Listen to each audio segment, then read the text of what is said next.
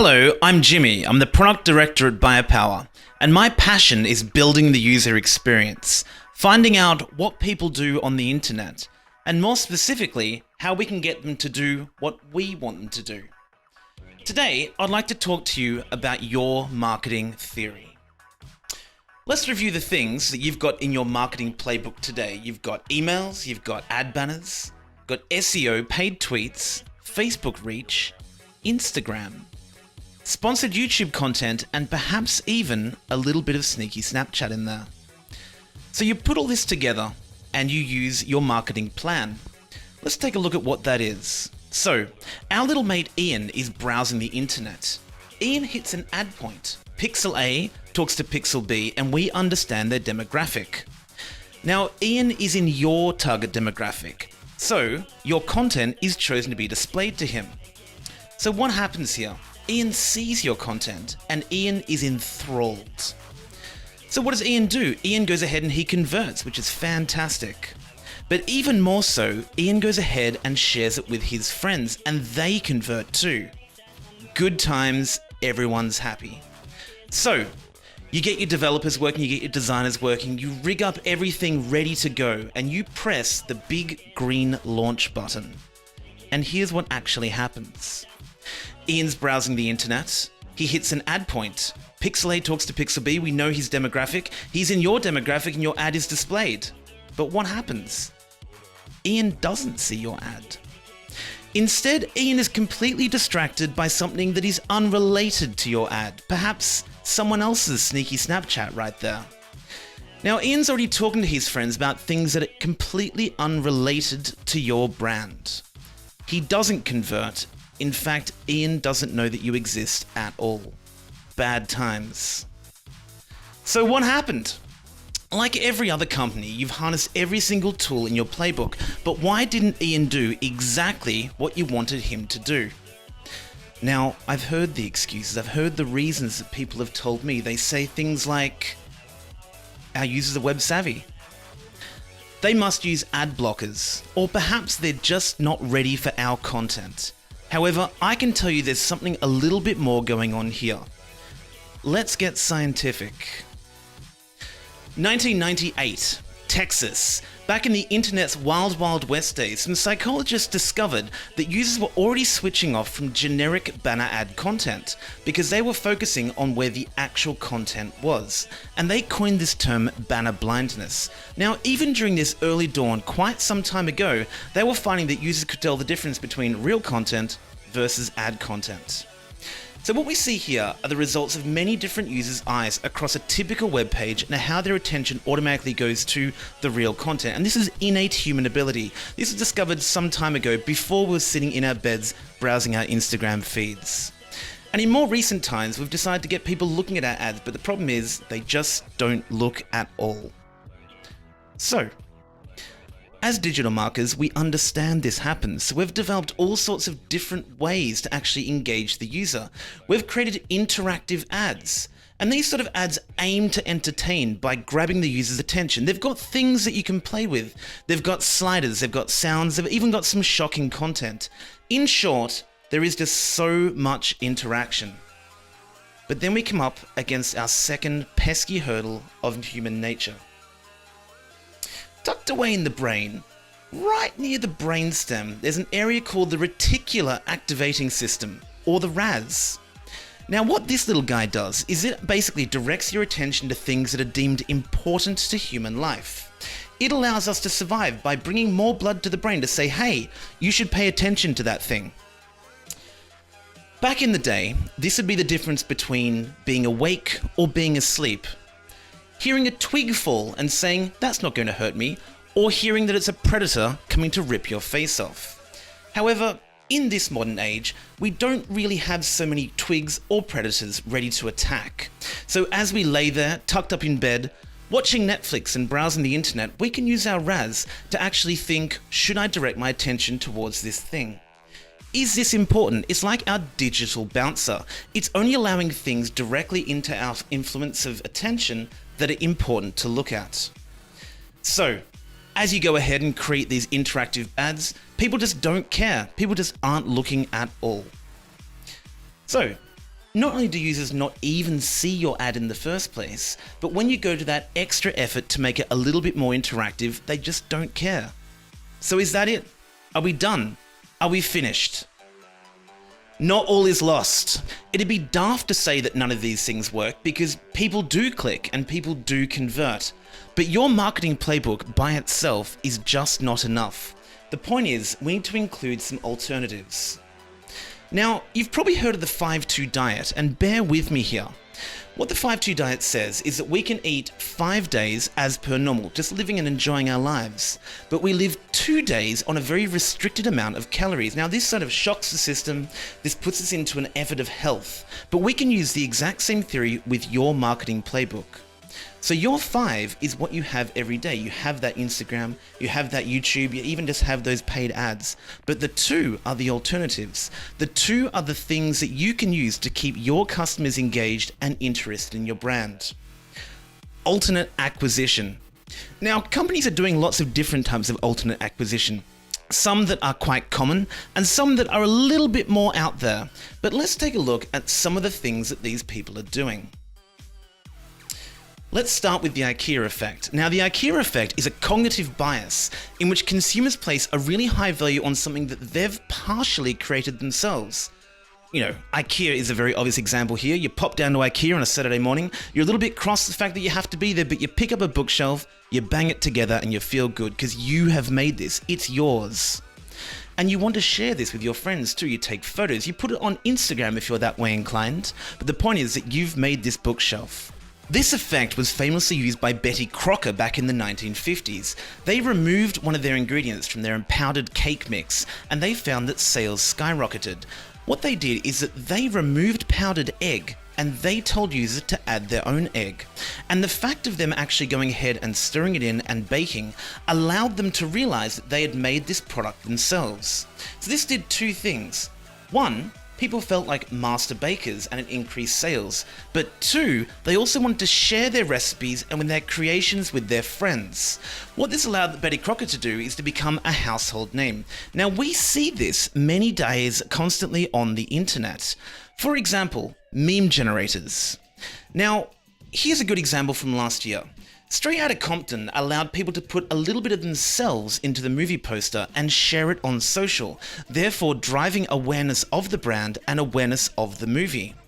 So you can see here that I can type something very simply into Straight Outta something, Straight Outta Compton, whatever I want, and I can upload an image as well, and by sharing this, it spreads the word of the movie. Now, initially, the results were light, and the results were humorous, simply just being shared between friends for a laugh. But what happened then is that brands got involved until the reach of this campaign had gone gigantic. Now, you've probably seen these things all over the place, but using the psychological effect of the IKEA effect allows you to spread that messaging a little bit further. Our second alt acquisition is a very powerful choice. It's a term that's been bandied around for quite some time and used often as the magic bullet to social marketing. Fear of missing out. Often it's used in the sense of an exclusive country club having a waiting list, or perhaps even a line outside a nightclub. There's no one in there. They just want people to queue up and come on inside. Fear of missing out. Now, it has 2 different sides to FOMO. The first is by showing social proof. Are my friends doing the thing? Traditionally, platforms gave it a go by doing something like this. Now, you've probably seen this before. I can see that you've got some people who have tweeted about it, got some people who have liked it on Facebook. That's great, but I don't really care who they are because I have no idea who these people are. In fact, they could have just made up these numbers. So we go a little bit deeper. We look at actual of my friends who have gone ahead and liked TechCrunch here, for example. Now, I know who these people are. I know that they're my friends, but again, who cares? All they've done is like something on Facebook. Then we get to the real clincher, and this is where a friend is telling me to get on board with this deal before it sells out. Here's my friend Carla telling me to sign up with Okada with this particular link. I want to make sure that I'm doing the same thing as my friends. And that's when we come to the other side of FOMO. Will I miss out on doing the thing? Now, Tesla did this particularly well of recent times where they allowed users to pre-register their interest in the concept of the Tesla Model 3, the affordable Tesla. The common man's Tesla, perhaps. But either way, understand that this car doesn't exist yet. But what Tesla did with our mate Elon Musk is he allowed people to go ahead and pre-register for this car with $1,000. Note that it won't be ready for a whole year yet. Now, with the amount of social bragging that went on from people actually signing up, paying their $1,000 for the concept of this car, it was quite a grand FOMO marketing strategy indeed. Now let's look at some numbers here. So that's 325,000 signups. At $1,000 each, that's $325 million in pre-registration alone. And if everyone goes ahead and buys that car, that's the potential for $11 billion in sales, all from a bunch of tweets for a car that doesn't exist yet. Nice FOMO. Next, we come to word-of-mouth marketing. Now, we listen to our friends' daily adventures a lot more than we do listen to brands beating on our door telling us to buy things. And what word-of-mouth marketing does is it allows brands to capitalize on that existing conversation. Word-of-mouth marketing has allowed these companies to foster massive amounts of growth and become household names simply through allowing their existing customers to tell potential new customers about the services that are there. And what of course they did is they rewarded every single customer for bringing in a new one. Nice and simple. Now this is exactly what I do every day here at Buyer Power. We believe that all of your customers have friends and we want to make them customers too. We've created a platform which allows brands to create word-of-mouth marketing modules within their own businesses to track and encourage customer referral behavior. Now, here's an example. Here's the Ocado website, and again, here's our Invite a Friend scheme sitting within, allowing users to refer their friends for a £20 bonus. The fact that Ocado's marketing messages are actually coming from people's friends, they're on people's Facebook walls, and they're in their Twitter feeds, means that you skip banner blindness. And there's that extra element of FOMO to dress up the incentives. They are rewards directly from a friend to a friend rather than from a brand. Now, as consumers start to go stale on your normal playbook, the results of word-of-mouth marketing are showing some pretty good average numbers here. All the way from the very first moment of customer engagement, we have our benchmark customer on the left and our referral customers on the right. So we can see here the email open rates are just much higher with 69% of referrals being opened, and the conversion rate 8 times more likely to shop. What's surprising is the average order value as well, a whopping 3 times as much, and all of this can be credited to the fact that these messages are coming from a friend. The friend is sitting there with you, helping you through the checkout process. Now, these next examples are often put down to bad design, but mark my words, they are very deliberate indeed.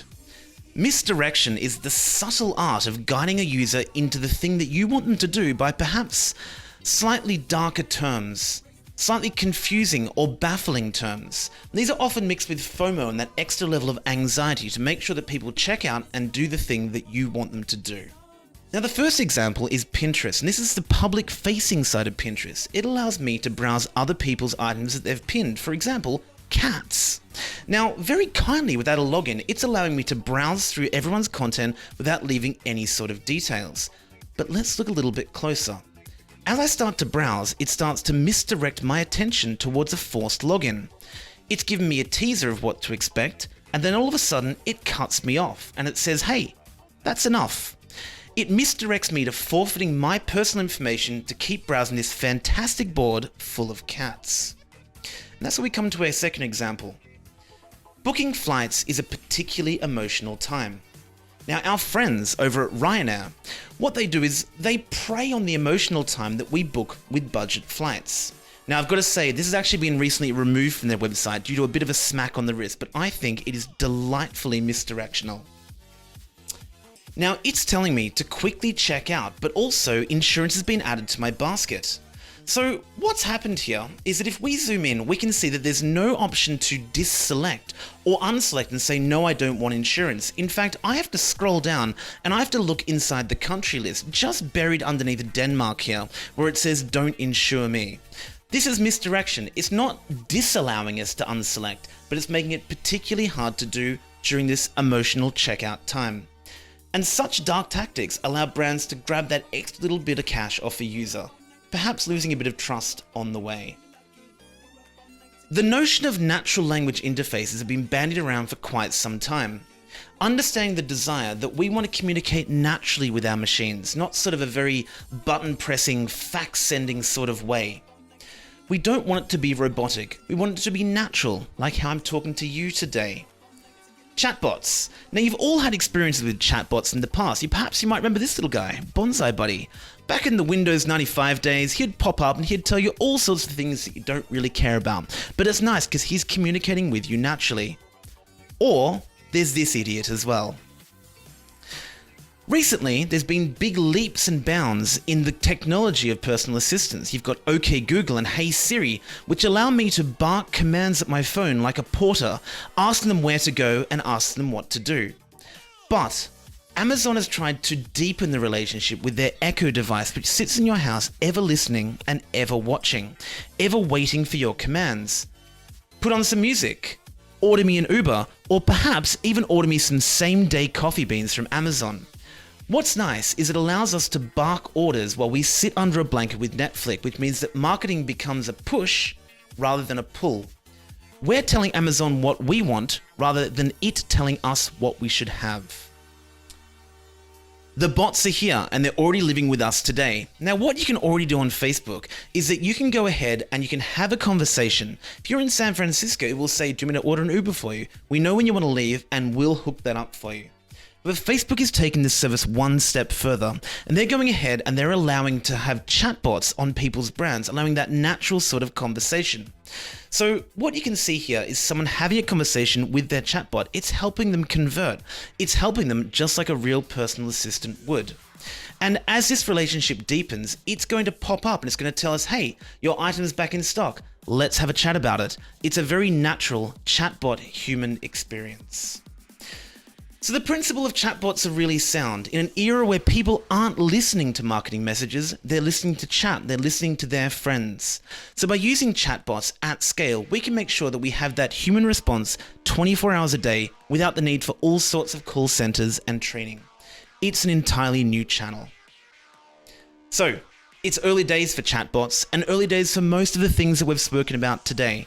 But damn, we're working on it really hard. Now, understand that settling on the norm is becoming less and less effective. Supplement your everyday with the alt, and when the alt becomes the norm, damn guys, we'll keep on innovating.